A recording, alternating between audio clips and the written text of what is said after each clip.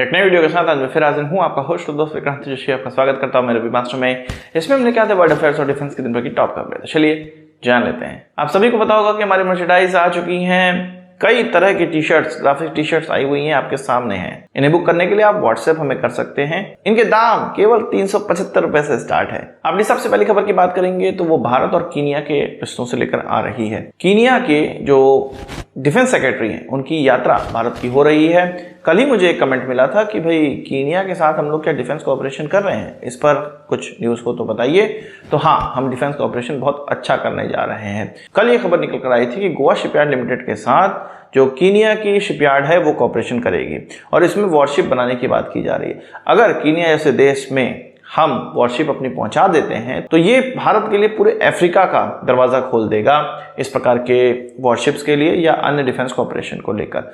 आज उनके defence secretary की HL की यात्रा होनी थी और वहां पर उनके सामने प्रोजेक्ट किया जा रहा है अपना LCH प्रचंड, लाइट कॉम्बैट हेलीकॉप्टर प्रचंड, जिसको कि हम लोग काफी कम संख्या में ही इंडक्ट किए हुए हैं, कुछ 15 की संख्या में ही इंडक्ट किए हुए हैं आर्मी और एयरफोर्स में, पर इसका बहुत बड़ा कॉन्ट्रैक्ट HAL को दिया जाना है आगे चल के। तो यही चीज कीनिया को भी बेची जा रही है, उनके सामने रखी गई।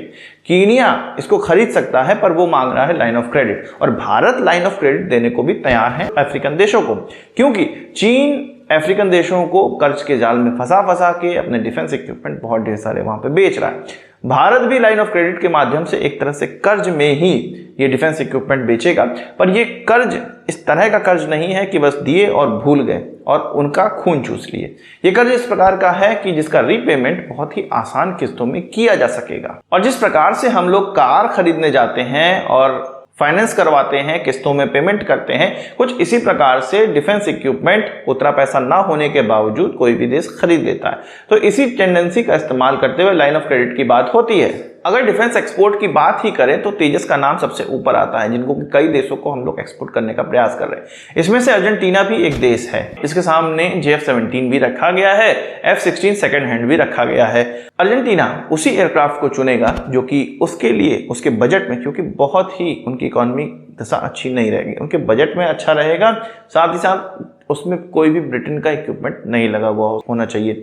तो हमारे तेजस में मार्टिन बेकर का इजेक्शन सीट है वो लगी हुई है, तो इसको रिप्लेस किया जाना है। हमारे जो एम्बेसडर अर्जेंटीना में है वो वहां के ऑफिशियल से जाके मिल रहे हैं और उनको कह रहे हैं कि भारत ने इसको रिप्लेस कर दिया है। और वो किस इजेक्शन सीट से रिप्लेस किया गया है? K-36। ये MiG-29 में भी लगता है, Su-30 में भी लगता है। Su-30 जिसका कि निर्माण भारत के अंदर किया जाता है, भले ही लाइसेंस प्रोडक्शन किया जाता है, किट की असेंबली के माध्यम से किया जाता है, पर बहुत से ऐसे इक्विपमेंट है जिसको कि भारत में बनाया भी जाता है। और वो दिन दूर नहीं है, अगर ये कॉन्ट्रैक्ट भारत को मिल जाए तो रशिया से ये इजेक्शन सीट हम भारत के अंदर ही बनाने लगेंगे, इस तरह का करार हो जाएगा। तो ये देखना बड़ा रोचक हो गया है कि एकमात्र महत्वपूर्ण कंपोनेंट जो कि हमारे एयरक्राफ्ट में ब्रिटेन का लगा हुआ था, ब्रिटिश लगा हुआ था, ऐसे तो दूसरे भी हैं, जो रिफ्यूलिंग प्रोब है वो भी ब्रिटेन की कंपनी का ही है, पर जो ये महत्वपूर्ण जो इजेक्शन सीट है ये बहुत महत्वपूर्ण कंपोनेंट है, इसको हम जब रिप्लेस करने जा रहे हैं। बात करते हैं भारत और चीन के रिश्तों की। कल मैंने आपको बताया था कि चीन के द्वारा भारत के अरुणाचल प्रदेश, अक्साई चीन और भी बहुत से पार्ट को अपने मैप में चीन के द्वारा दिखाया गया। तो इस चीज में भारत ने तो चीन का विरोध किया ही है, अब मलेशिया भी खुलकर सामने आ गया है चीन के विरोध में। आपको ये लग रहा होगा कि मलेशिया भारत का साथ देने के लिए चीन के खिलाफ आया है, पर ऐसा नहीं है, उनका अपना ही अलग स्वार्थ है। चीन के द्वारा जो ये मैप जारी किया गया है उसमें साउथ चाइना सी के जो भी द्वीप हैं, जो भी समंदर है, उसको अपनी टेरिटरी बताया गया है। मलेशिया को ये पसंद नहीं है और मलेशिया ये अलाउ भी नहीं करता है, इसलिए मलेशिया ने कहा है कि वो चीन के इस मैप को नहीं मानता है।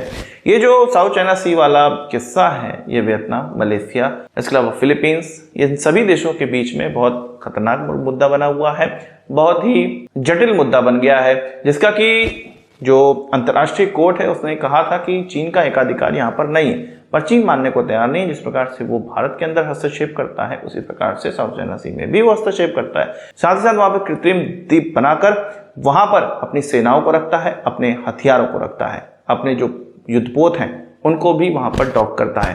तो ये सारी चीजें आसपास की कंट्रीज को बहुत ज्यादा परेशान कर रही हैं। इसी चीज का विरोध मलेशिया के द्वारा किया जा रहा है। वो भारत का ऐसा कोई साथ देने के मूड में नहीं है।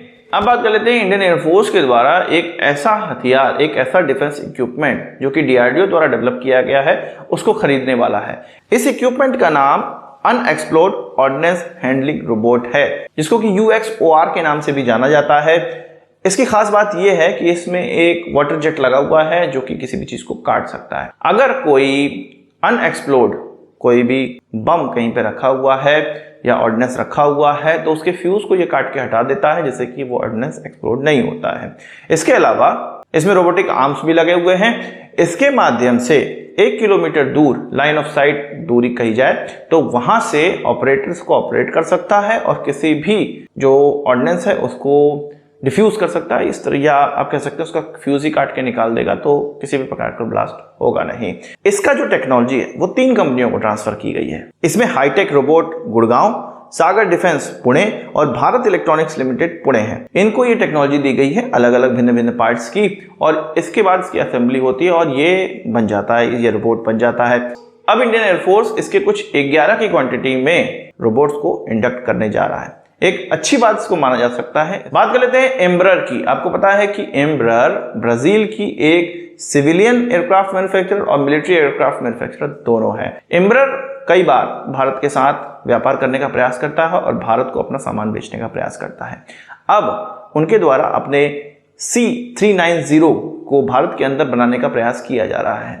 उनके एम्ब्रर के CEO का यह कहना है कि भारत की HAL, टाटा और इस जैसी कुछ 5-6 कंपनियों के साथ बात चल रही है, जिसमें कि सरकारी और प्राइवेट दोनों कंपनियां हैं, और इस एयरक्राफ्ट को भारत के अंदर ही बनाया जाना है। उनकी नज़र हमारे ट्रांसपोर्ट एयरक्राफ्ट खरीदने के प्रोग्राम से रिलेटेड है, चाहे वो किसी भी भारतीय सेना के अंग के लिए खरीदा जा रहा हो। हम जानते हैं कि हम लोग कई प्रकार के, जिसमें कि हैवी, मीडियम और लाइट वेट ट्रांसपोर्ट एयरक्राफ्ट हम लोग खरीदते हैं, इस्तेमाल करते हैं, जिसमें कि अभी 1-2 साल पहले ही C295 का भी ऑर्डर दिया गया है और उसको भारत के अंदर भी बनाया जाएगा। तो इसी चीज पर नजर एम्ब्रर की भी है और भारत के साथ वो डिफेंस कोऑपरेशन को बढ़ाना चाहता है। तो आज की इस वीडियो के लिए बस इतना ही। आशा करता हूँ वीडियो पसंद आया होगा, आपको एक बड़ा थम्स अप जरूर देंगे। इस वीडियो संबंधित सवाल सुझाव कमेंट बॉक्स में जरूर लाइएगा, और यदि आपने हमारा चैनल सब्सक्राइब नहीं किया उसे भी कर लीजिए, क्योंकि हम इस प्रकार की वीडियो लाते रहते हैं। नमस्कार, थैंक यू, जय हिंद।